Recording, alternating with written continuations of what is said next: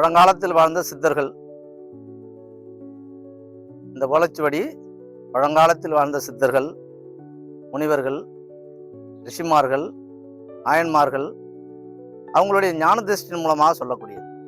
ஒவ்வொரு மனிதனுக்கும் எழுதி வைக்கப்பட்ட ஓலைச்சுவடி.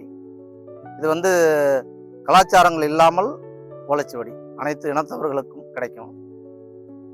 இந்த ஓலைச்சுவடியானது ஒரு மனிதனுடைய வாழ்க்கையில ஏற்படக்கூடிய எதிர்கால பலன்கள்.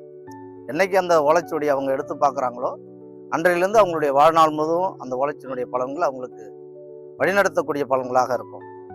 ஏற்றத்தாழ்வுகள் இருந்தாலும் அந்த ஏற்றத்தாழ்வுகளை சரி செய்யக்கூடிய பலன்கள் இந்த ஓலைச்சுவடி மூலமாக அவங்களுக்கு வாழ்க்கையில் முன்னேற்றத்தை அடையக்கூடிய அந்த நல்ல விஷயங்கள்லாம் அந்த சித்தர்கள் எழுதி வச்ச அந்த ஓலைச்சுவடியில் இருக்கு. இந்த சித்தர்களில் முதன்மை வாய்ந்த சித்தராக இருக்கக்கூடியவர் அகத்திய மாமுனிவர். அந்த அகத்திய முனிவருடைய அந்த ஓலைச்சுவடியை அவருடைய ஆசீர்வாதத்தோடு அவருடைய அனுக்கிரகத்தோடு இந்த ஓலைச்சுவடியை எடுத்து நாங்கள் மக்களுக்கு சொல்லிட்டு இருக்கோம்.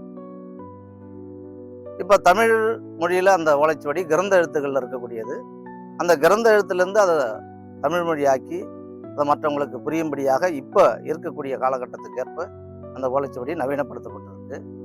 இந்த ஓலைச்சுவடி மூலமாக முன்னோர்கள் இப்போ இருக்கக்கூடிய காலகட்டங்கள், அடுத்த எதிர்காலங்கள் 3 நிலைகளையும் உணரக்கூடியதாக இந்த ஓலைச்சுவடியில் அந்த மகரிஷிகள் சொல்லியிருக்காங்க.